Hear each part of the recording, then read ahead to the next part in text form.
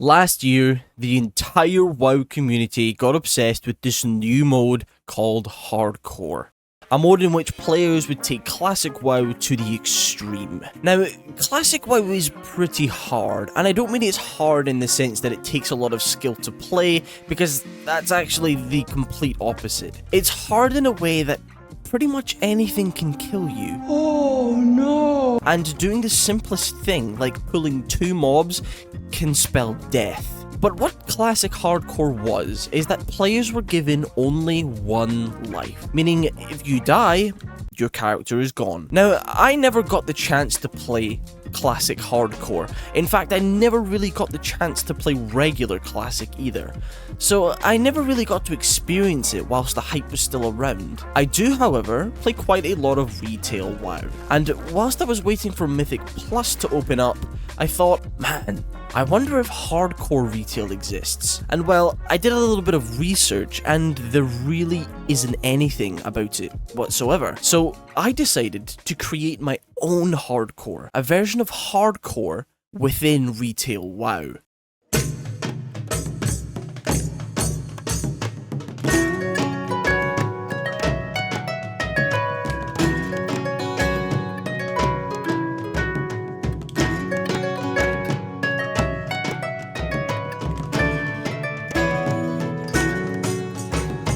So first things first, we obviously need to make a character.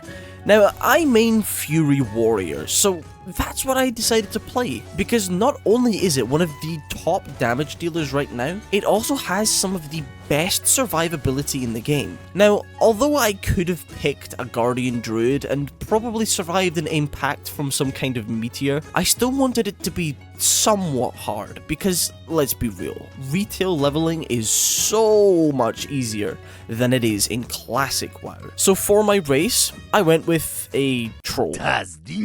Not for any specific reason, I just thought that Troll Warrior seems very uncommon. And that actually brings us to the first rule of this challenge, and that is no allied races. Obviously, that is because allied races already spawn in at level 10, and I wanted to start this challenge from the very start. Next step is to pick a name. Of course, I went with something appropriate. And just like that, a legend was born. His name shall ring in the echoes for all eternity, and the world will know Fart and Sniff was born. Anyway, since we are here, I think it's probably best that we go over the rules whilst we complete these boring introductory quests, yeah? Rule number 1, no heirlooms. For anybody who doesn't know, heirlooms are basically free craftable gear that any of your characters can craft at any level once you have bought them. This obviously provides you with an instant buff, and to be honest, I don't really want that. I'm here to do this from the very start. Rule number 2, no flying mounts. No flying mounts whatsoever. One of my goals here is to try and get more familiar with the world around me, and that obviously won't happen if I'm just flying right over it. I will, however, accept using ground mounts, but more on that later. Rule number 3. No chromie time. Now, I know that chromie doesn't exactly count as giving myself a buff or anything, but I wanted to stick to playing pretty much entirely inside of the Kalimdor zone. Rule number 4, no groups. Obviously, being inside of a group would mean that everything would become immensely easier. Not that I have any friends that would want to group with me anyway. Rule number 5, no transferring loot or gold from any of my other characters. And this is a no-brainer. If I was allowed to just transfer stuff to this character, I could just send him a bunch of BOEs and become the strongest troll within a 400-mile radius. And this is also counting the war lore-bound bank, so no using that either. And lastly, I would like to explain to you what my goal here is. Getting max level? Well, yeah, kinda. But if my goal was simply just to get to max level, then I think I would be perfectly fine just questing up until that point. So what I want to do, more than anything, is to attempt to solo as many dungeons as I can, and starting with Ragefire Chasm. After completing the troll intro quests, I get to swim across this large body of water until I find myself inside of Senjin Village. This would be our first villagey type place with some cool NPCs that we could visit, such as a class trainer, which are no longer in use, or a herbalism trainer, or I could take a flight to Orgrimmar. But most importantly was that there are quests to be completed, so I picked up any quest that I could find in the area. I also decided to pick up herbalism as a profession because that would give me something to do whilst traversing from one location to another, and it would also provide me with quite a good chunk of experience points. And with our adventure finally on its way, I wanted to keep track of lots of small objectives, and the first would be to reach level 10 so that I could pick my specialization and get going with all of the talent trees. Well, 20 seconds later, and we had reached level 10, which is our first big milestone, and I could now pick up my specialization. And I actually started off with Arms Warrior until I could unlock Bloodthirst, and when I do, I've managed to pick up these pretty nice axes along the way, which is pretty cool. And well, not long after this, we were already done with Senjin Village, but that's okay, it was short and sweet, which means it was time to make the journey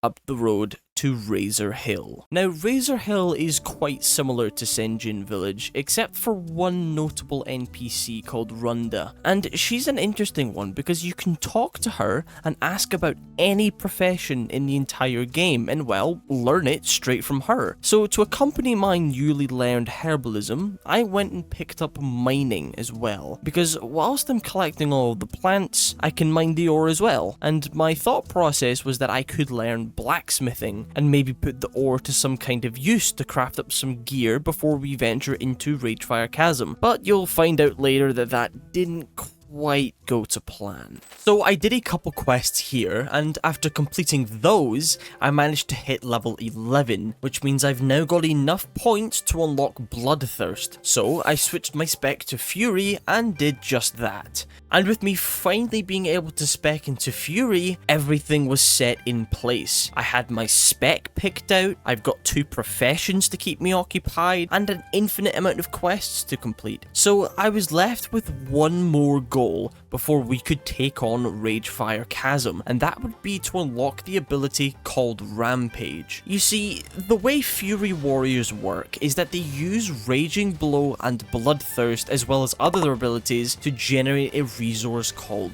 Rage, and we only have one way to spend that rage, and it's through an ability called Rampage, which is a massive single target damage dealing ability that enrages you and unleashes a series of 4 brutal strikes on the enemy. The only issue is Rampage doesn't unlock until quite a bit down the talent tree, and I would have to get to a minimum of level 27. And so I continued to quest inside of Razor Hill until the game would eventually push me out of Durotar and over to the Farwatch post for a few short quest lines of killing these pig people. And it wasn't long until I was once again being shipped off to another location for once again more pig killing. But this time, we get to capture one and interrogate it. I completely forgot this quest existed, but it was so much fun to do it again. So I was up this hill trying to kill this big bad pig man for a quest, and for whatever reason in my head, I thought that you could not mount until level 20, but it's actually level 10, and at this point I was already level 17, so I could have been using my mount this whole time. But whatever, I was flicking through my mount journal to try and find a mount that I wanted to use, and I wanted to keep things simple and have a more classic style. So instead of using some kind of dragon or whatever, I went with this cool wolf mount, which I don't think I've ever used.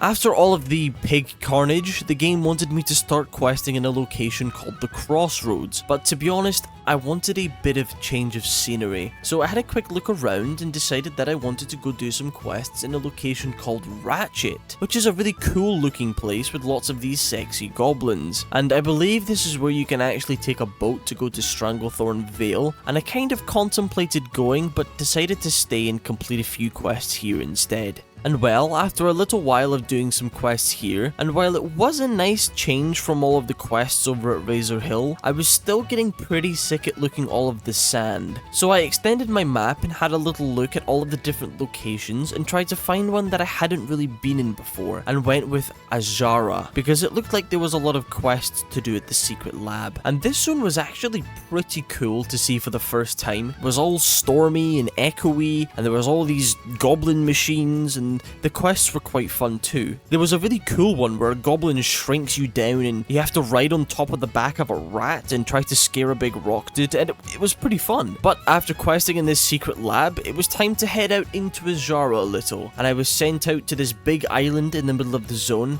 And it wasn't until I took a ride there that I could get a proper look at it, and it was this massive goblin cannon.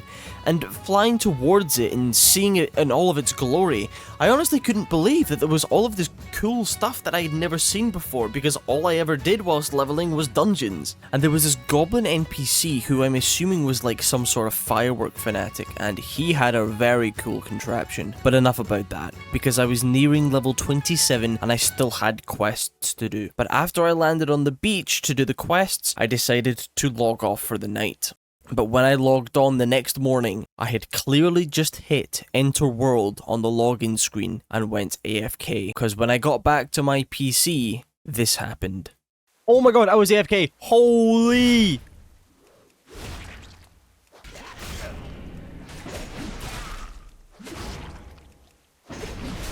Dude! Could you imagine?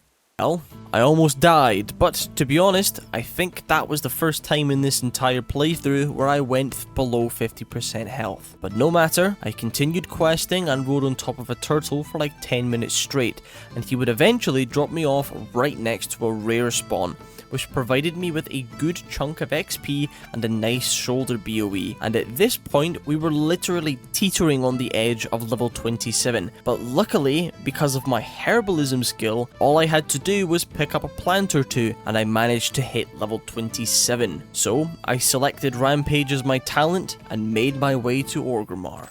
Orgrimmar, the capital city of the Horde. If you need something, then there's probably an NPC that can do it for you. Need to go somewhere? Well, there's probably a portal here somewhere. But what we are most interested in was the auction house, a place where players could list items for gold and other players can buy them. So I took what little gold I had managed to collect across my journey and searched the market for gear. Sadly though, most of the stuff was too expensive for me, but I bought what I could. I also unlearned mining so that I could learn blacksmithing to see if I could craft anything, but I have no idea how to properly use classic blacksmithing, so I just ended up selling the materials for more gold. After I gathered together all of the gear that I could, there was one more thing that I was interested in, and that was the dungeon that laid below the city of Orgrimmar, Ragefire Chasm.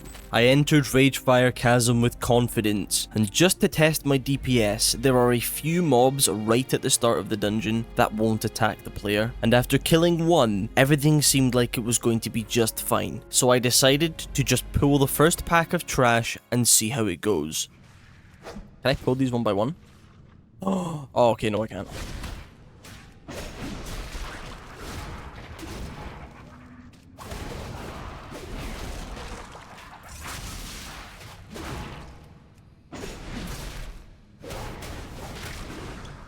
Uh-oh.